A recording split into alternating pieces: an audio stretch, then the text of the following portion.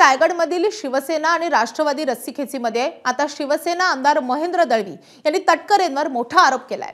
सुनील तटकरे हे कोणत्याही क्षणी भाजपमध्ये जातील असा दावा त्यांनी केलाय। तटकरेंची बॅग भरली आहे, ते भाजपमध्ये जाणार हे त्रिवार सत्य आहे असं दळवींनी म्हटलंय। त्याच पक्षात राहायचं आणि त्याच्याच मुलांना बदनाम करायचं, कारण इकडली बॅग भरली आहे, गल्ली टू दिल्ली। आता कमलाच्या दिशेने ही वारी सुरू आहे आणि हे त्रिवार सत्य आहे। काय लपून राहणं? बघा, आतापर्यंत त्या व्यक्तीचा प्रवास राजकीय बघितला तर ही चिटिंग आहे असं म्हणता येईल।